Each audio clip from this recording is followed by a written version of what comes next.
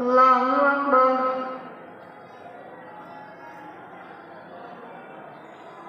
الحمد لله رب العالمين الرحمن الرحيم مالك يوم الدين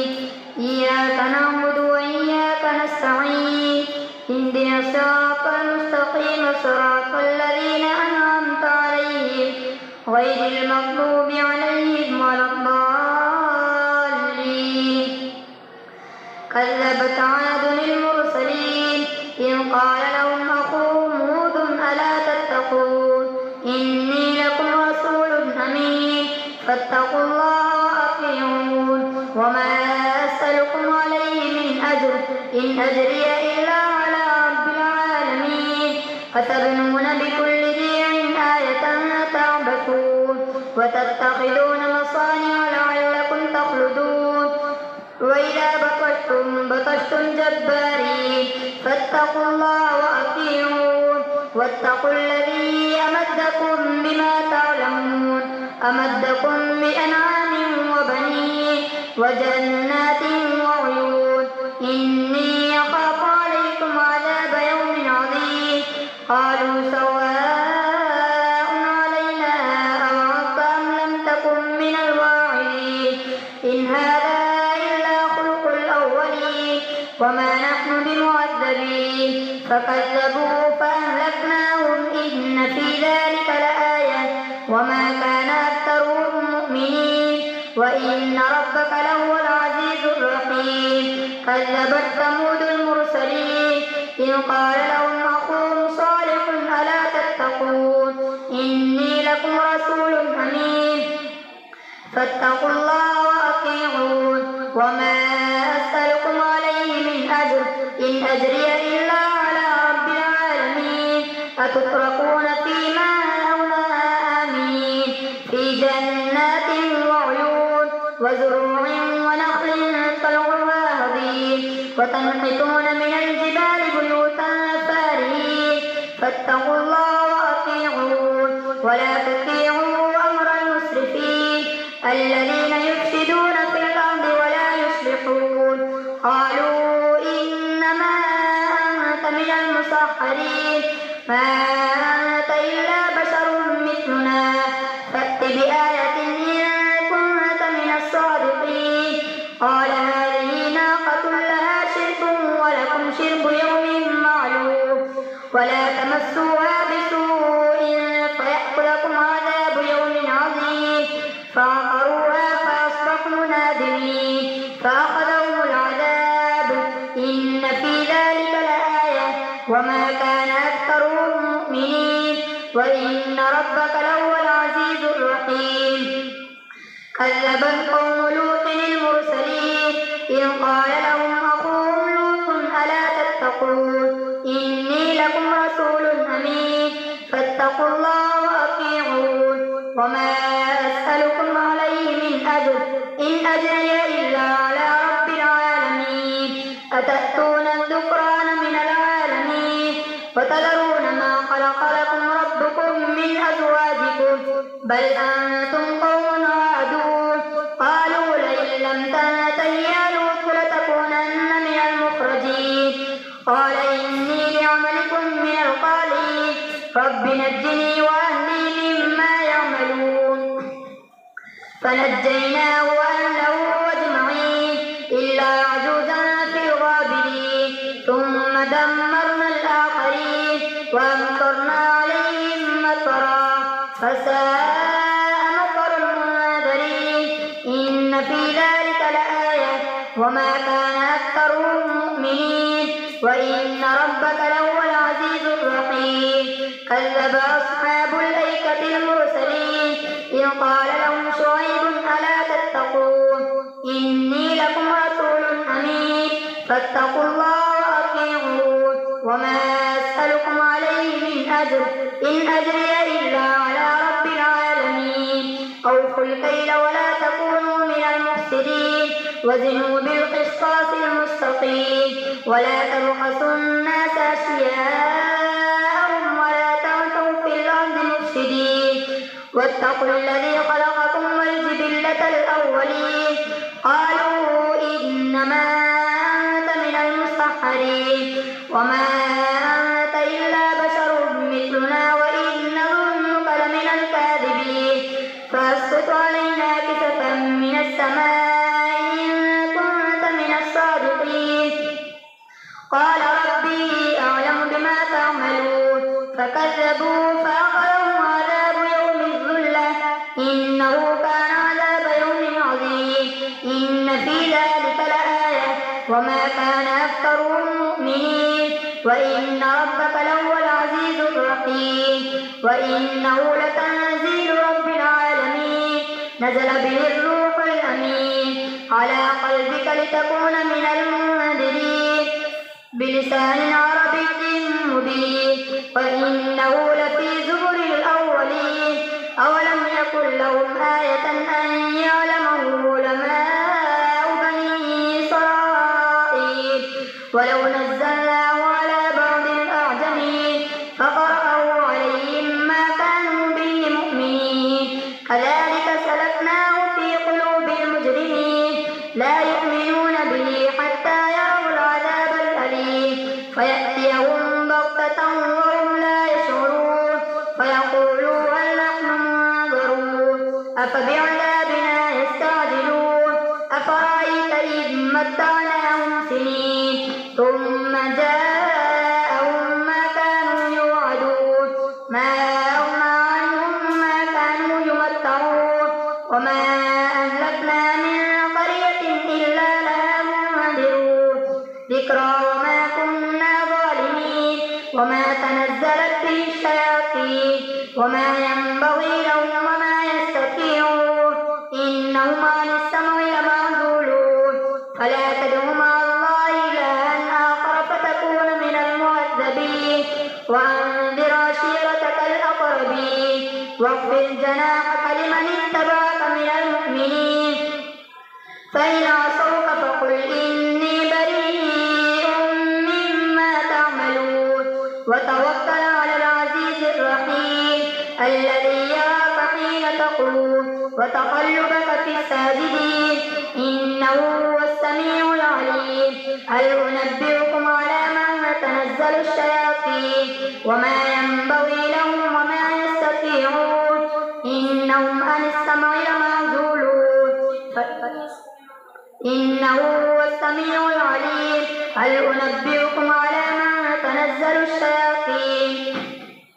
تنزل على كل أفاك أثيم يلقون السمع وأكثرهم كاذبون والشعراء يتبعهم الغاوون ألم تر أنهم في كل واد يهيمون وأنهم يقولون ما لا يفعلون إلا الذين آمنوا وعملوا الصالحات وذكروا الله كثيرا وانتصروا من بعد ما ظلموا وسيعلم الذين ظلموا أي منقلب ينقلبون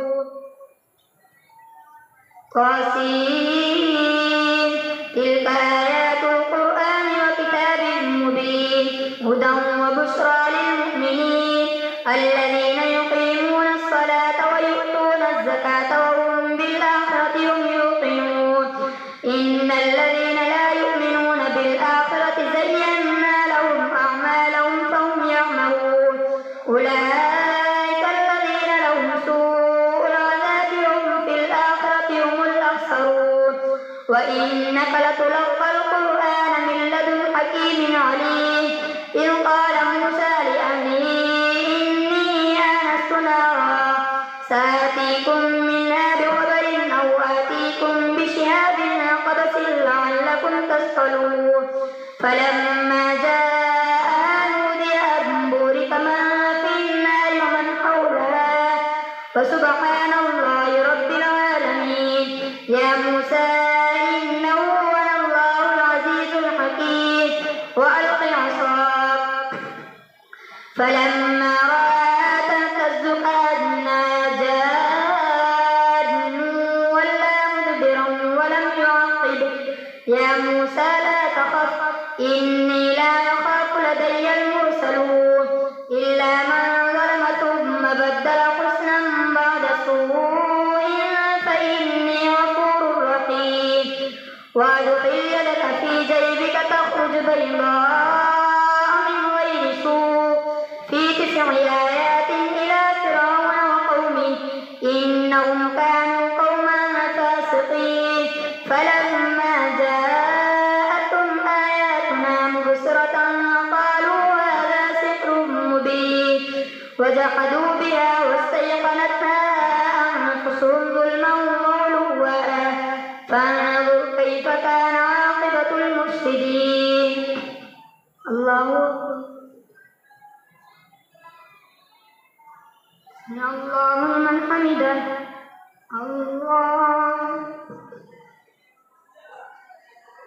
الله أكبر. الله أكبر.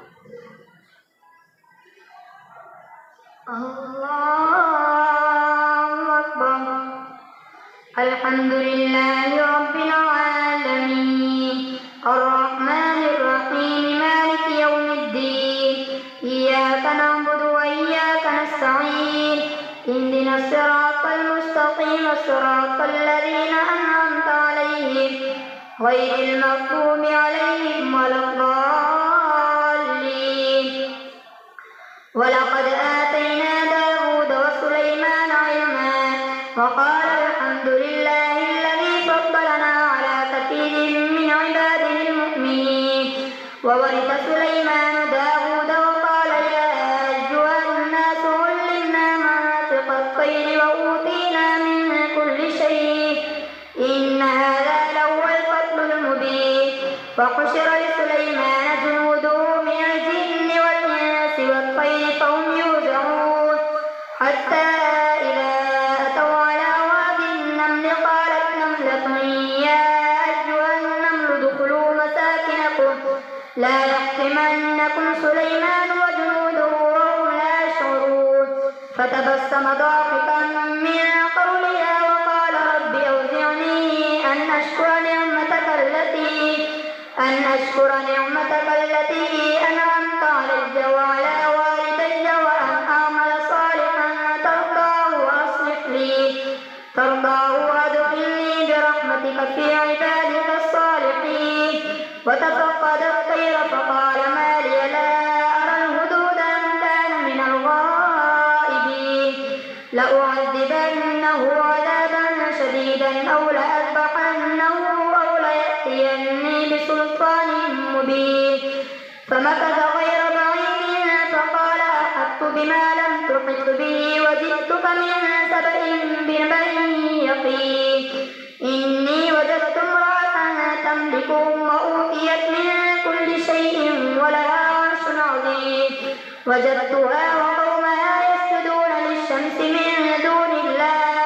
من دون الله وزين لهم الشيطان أعمالهم فصدهم عن السبيل فهم لا يهتدون. ألا يسجدوا لله الذي يخرج الخبأ في السماوات والأرض ويعلم ما تخفون وما تعلنون. الله لا إله إلا هو رب العرش العظيم. الله أكبر. الله أكبر. قال سننظر أصدقت أم كنت من الكاذبين اذهب بكتابي هذا فألقه إليهم ثم تول عنهم فانظر ماذا يرجعون. قالت يا أيها الملأ إني ألقي إلي كتاب كريم إنه من سليمان وإنه بسم الله الرحمن الرحيم ألا تعلوا علي وأتوني مسلمين. قالت يا أيها الملأ وافتوني في أمري ما كنت قاطعة أمرا حتى تشهدون. قالوا نحن أولو قوة وأولو بأس شديد والأمر إليك فانظري ماذا تأمرين. قالت إن الملوك إذا دخلوا قرية أفسدوها وجعلوا أعزة أهلها أذلة وكذلك يفعلون. وإني مرسلة إليهم بهدية فناظرة بما يرجع المرسلون. فلما جاء سليمان قال أتمدونني بمال فما آتاني الله خير مما آتاكم بل أنتم بأذلتكم تفرحون ارجعوا إليهم فلنأتينهم بجنود لا قبل لهم بها ولنخرجنهم منها أذلة وهم صاغرون قال يا أيها الملأ أيكم يأتيني بعرشها قبل أن يأتوني مسلمين قال عفريت من الجن أنا آتيك به قبل أن تقوم من مقامك وإني عليه لقوي أمين قال الذي عنده علم من الكتاب أنا آتيك به قبل أن يرتد إليك طرفك فلما رآه مستقرا عنده قال هذا من فضل ربي ليبلوني أأشكر أم أكفر ومن شكر فإنما يشكر لنفسه ومن كفر فإن ربي غني كريم قال نكروا لها عرشها ننظر أتهتدي أم تكون من الذين لا يهتدون فلما جاءت قيل هكذا عرشك قالت كأنه هو وأوتينا العلم من قبلها وكنا مسلمين وصدها ما كانت تعبد من دون الله إنها كانت من قوم كافرين قيل لها ادخل الصرح فلما رأته حسبته لجة وكشفت عن ساقيها قال إنه صرح ممرد من قوارير قالت رب إني ظلمت نفسي وأسلمت مع سليمان لله رب العالمين ولقد أرسلنا إلى ثمود أخاهم صالحا أن اعبدوا الله فإذا هم فريقان يختصمون قال يا قوم لم تستعجلون بالسيئة قبل الحسنة لولا تستغفرون الله لعلكم ترحمون قالوا اطيرنا بك وبمن معك قال طائركم عند الله بل أنتم قوم تفتنون وكان في المدينة 9 رهط يفسدون في الأرض ولا يصلحون قالوا تقاسموا بالله لنبيتنه وأهله ثم لنقولن لوليه ما شهدنا مهلك أهله وإنا لصادقون ومكروا مكرا ومكرنا مكرا وهم لا يشعرون فانظر كيف كان عاقبة مكرهم أنا دمرناهم وقومهم أجمعين فتلك بيوتهم خاوية بما ظلموا إن في ذلك لآية لقوم يعلمون وأنجينا الذين آمنوا وكانوا يتقون ولوطا إذ قال لقومه يتأتون الفاحشة وأنتم تبصرون أئنكم لتأتون الرجال شهوة من دون النساء بل أنتم قوم تجهلون فما كان جواب قومه إلا أن قالوا أخرجوا آل لوط من قريتكم إنهم أناس يتطهرون فأنجيناه وأهله إلا امرأته قدرناها من الغابرين وأمطرنا عليهم مطرا فساء مطر المنذرين قل الحمد لله وسلام على عباده الذين اصطفى